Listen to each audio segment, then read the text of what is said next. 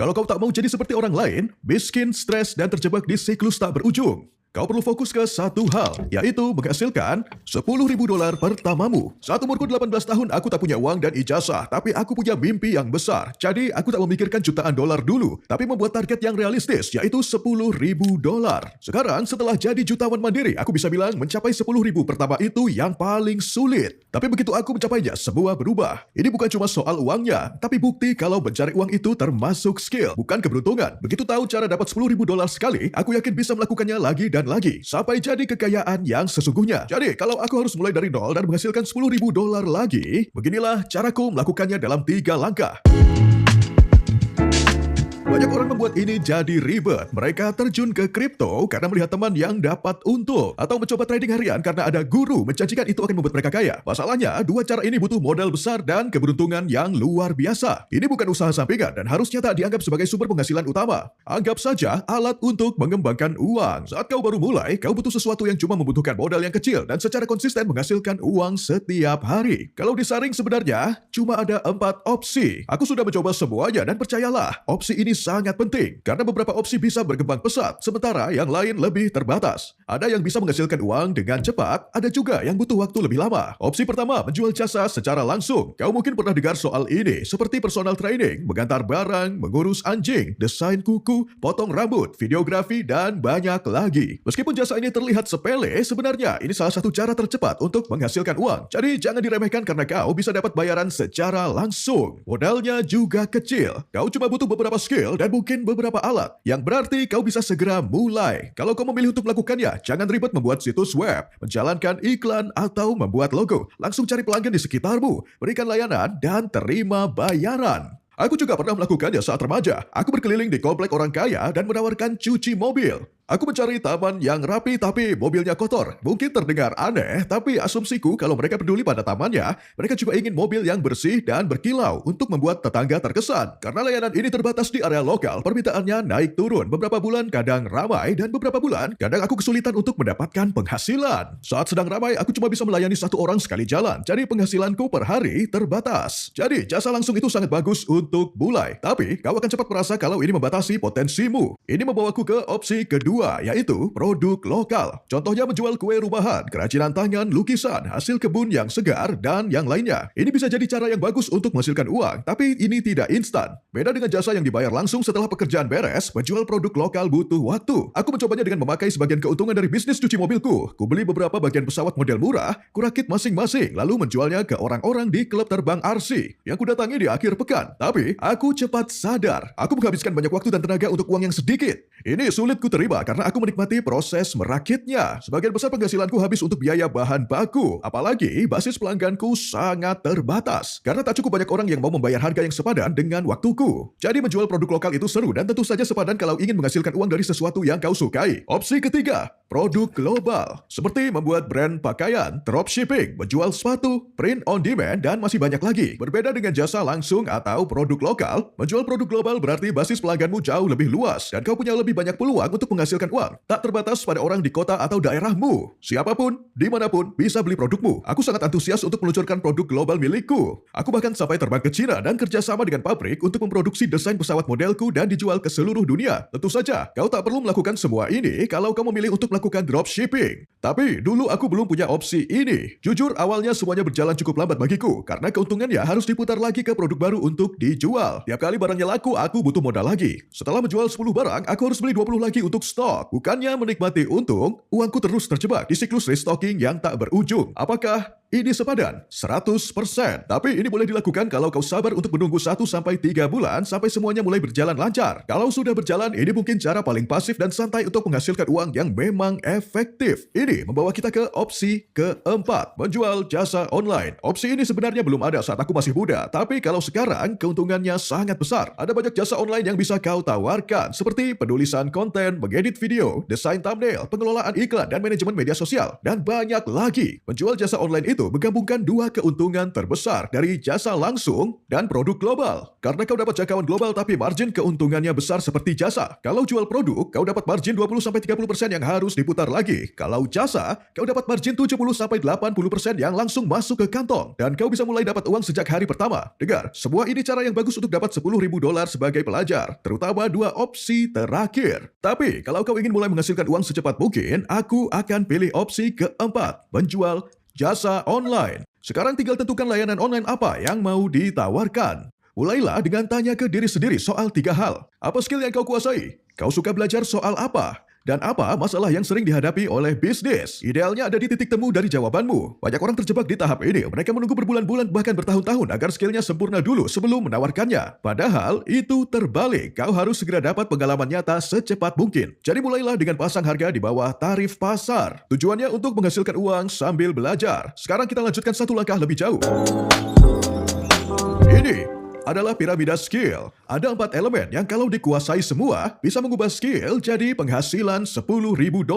Kalau kau melewatkan satu elemen, kau akan terus bekerja keras tanpa pernah ke level atas. Elemen pertama, positioning. Tak semua jasa online bernilai sama. Uang besar datang dari jasa yang bisa membantu bisnis makin untung. Karena cara bisnis memikirkan uang berbeda dengan individu. Saat bisnis dapat $50.000 per bulan, mereka rela menghabiskan $2.000 untuk membereskan masalah, asalkan untungnya makin banyak. Dan percayalah, bisnis punya banyak masalah seperti ini. Mereka butuh lebih banyak pelanggan, sistem yang lebih baik, cara agar unggul dari pesaing, sampai cara agar orang benar-benar beli. Masalah ini tak akan pernah hilang, dan mereka selalu bersedia bayar untuk menyelesaikannya. Selain itu, beberapa industri punya lebih banyak uang untuk dibelanjakan. Kalau kau memikirkan cara mengatur ulang strategimu, kau bisa lebih cepat menghasilkan uang. Ini beberapa ide untuk kau pikirkan. Daripada cari editor video untuk YouTuber kecil, kau bisa mengedit video untuk pengusaha yang menjual produk. Kalau kau biasanya membuat thumbnail random untuk klien, coba jadi desainer utama untuk kreator besar. Kalau kau seorang penulis konten, jangan menulis artikel murah, tapi fokuslah ke optimasi landing page. Ini bukan soal belajar lebih banyak skill, ini soal menempatkan dirimu di tempat yang ada uangnya. Elemen kedua, leverage. Kau tak akan dapat $10.000 tanpa memanfaatkan nilai seiring waktu. Bisnis tak membayar usaha, mereka membayar hasil. Kalau kau tak lagi dibayar per jam kerja, tapi berdasarkan hasil yang kau berikan, kau akan langsung menghasilkan lebih banyak uang. Misalnya, kau memilih untuk menjalankan iklan Facebook. Kalau tarifnya per jam, klien akan membuat jam kerjamu sedikit agar biayanya kecil. Tapi kalau dibayar berdasarkan uang yang kau bawa ke bisnis mereka jadi tak lagi memikirkan biaya, tapi memikirkan keuntungan. Dan kalau mereka lihat pekerjaanmu membuat mereka untung, mereka akan rela bayar lebih banyak. Hal yang sama berlaku kalau kau menawarkan manajemen sosial media. Kalau cuma menjadwalkan posting dan membalas komentar, kau mudah tergantikan. Tapi kalau bisa membuktikan strategimu mendatangkan banyak interaksi dan menaikkan penjualan, kau jadi aset berharga, bukan sekedar pengeluaran. Percayalah, saat kau ubah pendekatannya dari apa yang kau lakukan jadi apa yang mereka dapatkan, banyak orang akan rela bayar lebih mahal. Elemen ketiga, jangkauan. Satu kesalahan terbesar yang dilakukan orang saat memulai adalah berpikir mereka harus selalu mengejar klien. Padahal tidak harus begitu. Sejak awal, kau perlu memikirkan cara agar klien datang padamu. Baru-baru ini, aku mencari desainer grafis untuk tugas tertentu. Membuat poster bergaya film. Aku langsung mencari orang-orang yang membuat desain semacam itu di TikTok. Dan ada satu orang yang paling sering muncul di pencarian. Jadi kuhubungi dia dan menanyakan tarifnya. Katanya, dia posting desainnya cuma untuk seru-seruan di TikTok. Dan tak berniat dijadikan usaha sampingan. Jadi dia menolak dengan sopan. Tapi videonya makin populer dan dia dapat banyak DM yang mengajak kerjasama. Beberapa minggu kemudian, dia menghubungiku dan bertanya cara untuk mulai dapat bayaran. Ku bantu dia membuat bisnis yang benar dan sekarang dia bekerja untukku dan banyak klien lain. Intinya, kau harus selalu memposting karyamu secara online, bahkan saat kau baru memulai atau melakukannya sebagai hobi. Kau tak pernah tahu peluang apa yang bisa muncul dari hal tersebut. Kalau kau mengedit video, tunjukkan klip sebelum dan sesudah agar terlihat kalau kau bisa mengedit kontennya jadi lebih bagus. Kalau kau mendesain thumbnail, jelaskan kenapa desainmu membawa banyak klik. Kalau kau belajar media sosial, dokumentasikan bagaimana kau mengembangkan akun dari nol. Elemen keempat, otomatisasi. 95% orang yang ingin mulai usaha sampingan atau bisnis gagal sebelum mulai serius. Ini alasannya, setelah kerjasama dengan banyak penulis konten, desainer thumbnail, web developer, dan editor video. Aku bisa bilang 95% dari mereka janji akan tepat waktu, tapi malah melewati deadline. Yang membuatmu unggul bukan cuma skill atau karisma, tapi bisa diandalkan. Kesalahan terbesar yang dilakukan anak muda saat mulai adalah meremehkan hal ini. Orang yang kubayar ribuan dolar malah tak selalu yang paling jago, tapi yang paling terorganisir. Mereka tak pernah melewatkan deadline, mereka selalu berkomunikasi dengan jelas dan kerjasama jadi terasa mudah. Jadi percayalah, skill itu memang penting, tapi bisa diandalkan itu yang membuat klienmu terus kembali. Lalu, bagaimana caranya? Orang sukses yang kukenal tak mengandalkan ingatan atau catatan berantakan, tapi pakai sistem otomatis. Dan kalau kau ingin menghasilkan uang secara online, kau butuh sesuatu membantu untuk mengatur semuanya. Makanya kusarankan pakai sistem CRM. Odoo CRM itu sangat bagus. Ini membantumu mengingat dengan siapa kau bicara, apa yang mereka mau dan apa langkah selanjutnya. Daripada ribet mencari email atau DM dari klien, semua ada di dalam satu tempat. Maksudku kau bisa pakai papan ini untuk melihat semua peluangmu yang membantumu memprediksi penghasilan di tiap tahap. Jadi kau tahu harus fokus di mana. Bisa juga untuk menjadwalkan panggilan dan pertemuan dengan mudah. Ditambah, semua email, catatan, dan file ada di satu tempat, membuat pekerjaan lebih rapi. Kau bisa memantau klien dan proyek agar tak melewatkan deadline, mengatur pengingat untuk mengikuti perkembangannya, jadi kau selalu terlihat profesional. Pada akhirnya, klien tak cuma mau orang yang punya skill, tapi juga yang bisa diandalkan. Karena aku berencana membahasnya, kuhubungi Odoo untuk bertanya apa mereka mau mensponsori bagian video ini. Dan mereka setuju. Mereka juga menawarkan aplikasi pertamamu secara gratis dengan dukungan dan hosting tanpa batas. Jadi, kalau kau tertarik, ku taruh linknya di deskripsi. Entah berapa banyak uang yang kau hasilkan, sebelum ada $1 juta di rekening bankmu, jangan buang-buang uang. Mobil mewah, baju desainer, nongkrong, itu tak penting. Kecuali kau bisa mengubah penghasilanmu jadi kekayaan jangka panjang. Orang kaya berpikir uang harus dibelanjakan, tapi orang kaya raya pakai uang untuk menghasilkan lebih banyak uang. Jadi, bagaimana caranya? Mulailah berinvestasi. Di depanku ada skala resiko, dan aku akan memandumu melalui 4 area kunci di mana aku menaruh uangku. Mulai dari investasi paling aman sampai yang paling beresiko. Ingat, aku bukan penasihat keuangan. Aku cuma berbagi pengalamanku selama bertahun-tahun. Kita mulai dengan rekening tabungan bunga tinggi. Mereka menyebutnya rekening tabungan berbunga tinggi, tapi bunganya cuma 3%. Entah kenapa diberi nama itu. Memang ada yang bunganya lebih besar kalau uangmu dikunci untuk periode tertentu atau setuju dengan batas setoran bulanan yang ketat. Tapi, aku tak ingin tabunganku dikunci. Aku ingin bisa ambil uang saat aku butuh. Bukan terikat aturan yang bilang, aku cuma bisa menarik uang di hari Selasa pertama di tahun kabisat. Aku tahu beberapa dari kalian berpikir, Mark, ini bukan investasi, ini cuma menyimpan uang tunai. Dan ya, kau benar. Tapi punya uang tunai cadangan itu berarti kau tak harus menjual investasi di waktu yang salah. Bayangkan pasar saham anjlok dan tiba-tiba kau butuh uang darurat.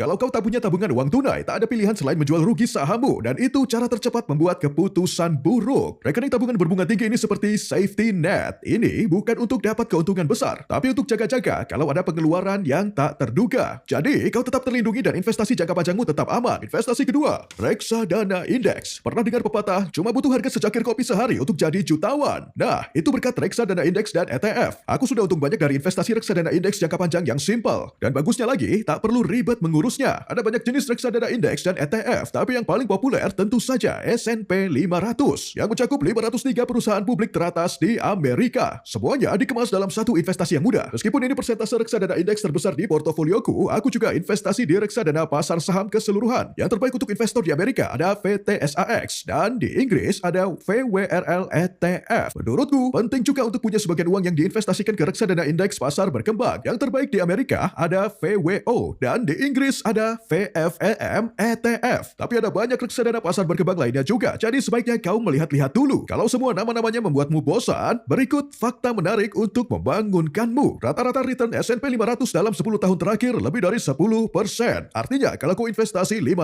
daripada beli kopi setiap hari dari umur 18 sampai 67 dan dapat return yang sama, maka kau akan pensiun dengan uang lebih dari $1 juta. Kalau tak mau menunggu sampai umur 67, tinggal investasi lebih banyak. Itulah yang kulakukan bertahun-tahun dan hasilnya sangat bagus bagiku. Investasi ketiga adalah saham individu.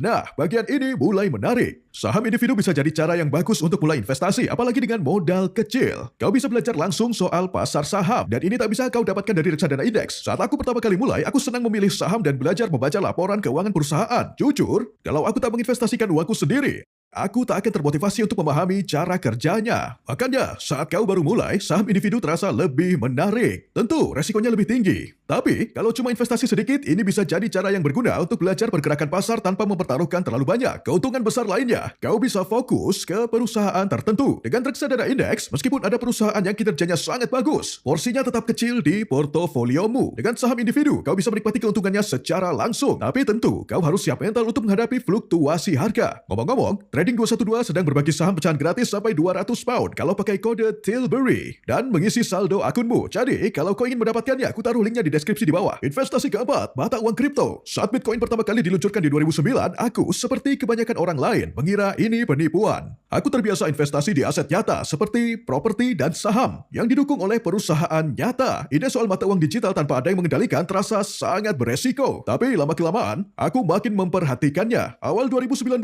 kuputuskan untuk beli sedikit. Beberapa tahun terakhir, aku secara bertahap beli lebih banyak Bitcoin dan Ethereum. Ternyata, itu adalah langkah yang solid dan sudah menghasilkan uang yang cukup bagiku. Tentu aku tak menyangkal bahwa altcoin dan koin BM bisa memberi keuntungan yang luar biasa. Tapi itu juga jauh lebih beresiko. Ada yang jadi kaya, tapi banyak juga yang rugi dengan cepat. Sekarang, aku lebih optimis soal kripto, tapi aku tetap bermain aman, beli pelan-pelan, melakukan dollar cost averaging, dan memastikan aku tak asal masuk di harga yang buruk. Kripto memang sangat fluktuatif. Seperti investasi lain, ini ada resikonya. Penting untuk riset dulu dan investasi dengan uang yang siap kau relakan kalau ada kerugian. Kalau kau siap mempelajari cara investasi di semua tempat yang kubahas tadi, kutaruh videonya di atas sana. Tapi jangan diklik dulu, pastikan subscribe untuk meningkatkan kekayaanmu, oke? Sampai jumpa lagi.